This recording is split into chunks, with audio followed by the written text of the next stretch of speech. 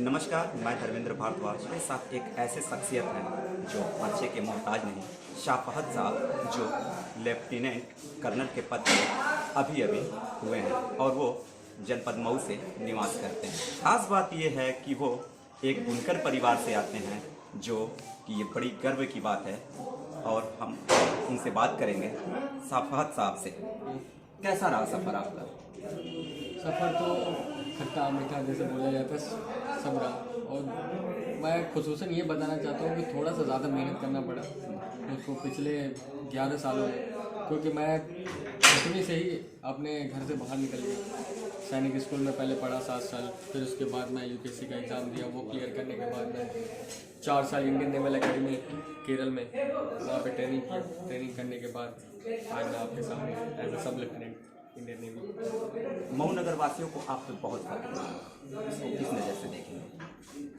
मैं इसको बताना चाहता हूँ कि जो भी मैं किया, ये सब यहाँ के लोगों ने मुझको सपोर्ट किया। हमेशा कुछ ना कुछ आता था, तो कुछ ना कुछ नई चीज़ें, नई तालीम मुझको देते थे कि ऐसे करो, वैसे करो, ये मेहनत करो, वो मेहनत करो, ऐसे करो। अगर इस तरीके से पढ़ोगे तो ये एग्ज़ाम निकलेगा, उस तरीके से पढ़ोगे तो वो एग्ज़ाम निकलेगा। तो at the end of the day मैं बहुत ज़्यादा सबका आभारी हूँ कि मुझको हर तरीके से यहाँ के लोगों ने सपोर्ट किया। खास बात यह है कि एक बुनकर परिवार से आते हैं और इतनी कड़ी मेहनत, इतनी सफलता, इतना जो आपने कष्ट सहा, तो कहीं ना कहीं ये सफलता मिली तो ये खुशी कितनी है? इसकी खुशी तो मैं उतना जाहिर नहीं करना, क्योंकि मुझको पता था कहीं ना कहीं कि मैं इतनी मेहनत कर रहा हूँ तो ऊपर वाला है कि कहीं ना कहीं मुझको इस मेहनत का रिजल्ट तो देगा।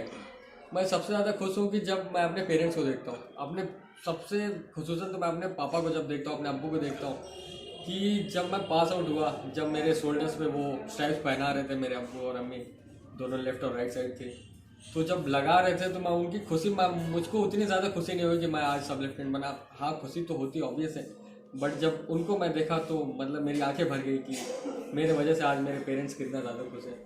आपको देख कर काफ़ी बच्चों को मैंने अभी अभी देखा कि एक बच्चे ने आपके साथ एक फ़ोटो ली और वो आपकी प्रेरणा बना, आपसे प्रेरणा ले रहा है। तो मुझे लगता है कि आपने मऊ के बच्चों में, जो नवयुवा बच्चे हैं, उनके अंदर जान डाल दी। जरूर। और इससे बड़ा प्रभाव पड़ा है। मैंने देखा है कि बच्चे जो नर्वस थे, आपने उनको एक कॉन्फिडेंस दे दिया। आप एक नई ताकत बन के आए हैं मऊ के बच्चों के लिए। तो ये तो मेरे लिए बहुत ही अच्छा, क्योंकि मैं भी मऊ से ही बिलोंग करता हूँ और आपको देख के सैल्यूट करता हूँ, क्योंकि ये बहुत गर्व की बात है हमारे मऊ के लिए। और ये बहुमूल्य बुनकर का क्षेत्र है और हम थोड़ा सा मजदूर टाइप के लोग हैं, तो यहाँ बड़ी मेहनत करके इस मुकाम पर पहुँच जाना, तो ये बहुत बड़ी बात है। कैसा लगा? ये तो मैं देखना चाहता हूँ, क्योंकि जब मैं पिछले 20 दिन से मैं यहाँ पे घर पे हूँ, अब मुझे मेरा जाने का टाइम भी आ गया, तो हर दिन कोई ना कोई, कभी कोई अपने बच्चे को लेके आता है, अभी 1st क्लास में है, अभी 5th क्लास में है। अभी से यार वो इतना ज़्यादा मोटिवेट हो गए कि वो छोटे बच्चे भी मेरे फोटो देख के इतना ज़्यादा मोटिवेट हुए हैं कि आते हैं घर पे और पूछते भैया आप क्या करें, अब अभी से मुझको बताए कि मैं क्या करूँ। तो मुझको बहुत अच्छा लगता है कि मुझको देखने के बाद यहाँ के लोग इतना ज़्यादा मोटिवेट हुए और इतने ज़्यादा प्रोत्साहित हुए कि वो भी आज कुछ करना चाहते हैं। मुझे आपसे मैं निवेदन करना चाहूँगा कि हमारे मऊ के जो बच्चे हैं, जो इस लेवल में जाना चाहते हैं, आप उन्हें कुछ शब्द बोलें। मैं यही बताना चाहता हूँ कि यहाँ के लोग क्या है कि ज़्यादातर यही सोचते हैं कि एक बार अगर असफल हो गए, मैं भी रनिंग 12th में अपना यूपीएससी दिया था तो मैं भी क्लियर नहीं कर पाया था। यूपीएससी जनरली क्या होता है कि 1 साल में 2 बार होता है, तो जब रनिंग 12th में मैं दिया तो मैं क्लियर नहीं कर पाया। तो बहुत सारे मेरे ऐसे दोस्त हैं जो नहीं क्लियर कर पाए, तो वो हतोत्साहित हो गए, वो घर चले गए, फिर उसके बाद खेती बाड़ी में लग गए। बट पेरेंट्स का इसमें बहुत बड़ा रोल है कि मेरे पेरेंट्स ने, मेरे पापा ने सपोर्ट किया, कोई बात नहीं, दोबारा एक बार और तैयारी करो, तुम कर लोगे, मुझको भरोसा है, तुम इतना मेहनत की हो। तो वही है कि हमेशा मेहनत करते रहो, कहीं ना कहीं तुमको वो रिजल्ट मिलेगा। हौसला एक परिवार का आपको मिला और कर्नल साहब आप इस नज़र पे हैं जो मऊ पूरा सलाम कर रहा है। तो पेरेंट को, जो हमारे मऊ के पेरेंट हैं, जो एक असफल हो गया बच्चा, फेल हो गया, तो आप बोल देते हैं कि मऊ के लोग आओ यहाँ कारोबार में बहुत पैसा है, आके करो, ये थिंकिंग हो गई है हमारे मऊ के लोगों के लिए। तो इस विषय पे भी कुछ कहना चाहेंगे?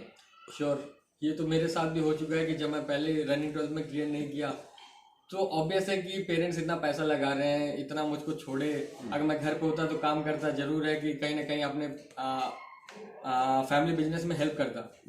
तो मैं पहले रनिंग 12th में क्लियर नहीं किया, तो मेरे अब्बू का गुस्सा जायज़ है। उन्होंने बोला है कोई बात नहीं, आओ घर पे, तुम काम करोगे यहीं पे, साड़ी वगैरह तवाओ, मशीन चलाओ, यही सब बोलने लगे। तो मुझको वो बात बहुत ज़्यादा लगी।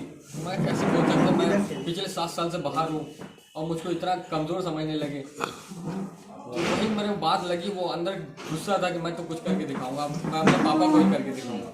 तो वही लास्ट में जब करके दिखाया तो ऑब्वियस है पूरा मोबाइल देख रहे। तो इसका मतलब कि आपने 10 साल का वनवास काटा, फिर काटने के बाद एक रामराज की तरफ आप चले गए और ये कर्नल के पद पे आए, यही सफर रहा आपका। तो वनवास जो काटता है कैसा होता है वनवास? थोड़ा वो शिक्षा विभाग में एक वनवास तो सबको मालूम है कि वनवास तो वनवास ही होता है, लेकिन शिक्षा के विभाग में क्या वनवास है? वनवास अपने आप में ही ये जो वर्ड है एक्सप्लेन कर रहा है कि वनवास मतलब कहीं जंगल में आप हैं, जंगल की चीज़ों को लेके आप कैसे अपना जीवन यापन कर रहे हैं। तो ऑब्वियस है कि आप घर पे हो तो आपको सब सारी सुविधाएं, सब कुछ मिल रहा है, मम्मी का प्यार मिल रहा है, पापा का प्यार मिल रहा है, भाई बहन सब मिल रहे हैं, त्यौहार मिल रहा है। बट आप बाहर रहते तो आपको कुछ नहीं मिलता। मैं पिछले 11 सालों से न ईद, न बकरीद, न दिवाली, न होली कुछ नहीं मनाया। मैं घर पे आता, लोग बोलते तुम्हारे घर वाले तुमको बाहर भेज दिए, तुमको फेंक दिए। बट नहीं, आज वही जो लोग बोलते थे आज घर पे आके बोला, अरे बहुत अच्छा लग रहा है, आज तुम इतना मेहनत करके यहाँ पे पहुँचे। तो ऐसा नहीं है कि वही जो मेरे पापा हमेशा बोलते कि बनेंगे सब साथी, और जब बिगड़ जाते तो कोई नहीं साथ है।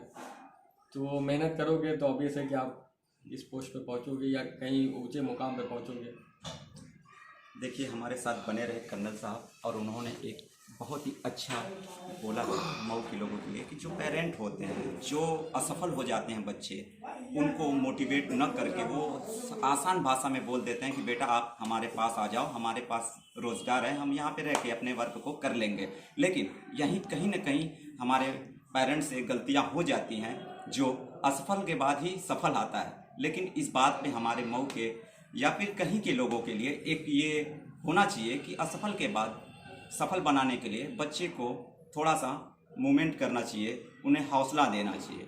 लेकिन यहाँ पे इस तरीके की बातें नहीं होती। हम लोग बहुत जल्दी जजमेंट कर जाते हैं और बहुत जल्दी घबरा जाते हैं, लेकिन ऐसा नहीं है। आज हमारे सामने उदाहरण है शाफात साहब, और इस तरीके का मामला सामने है।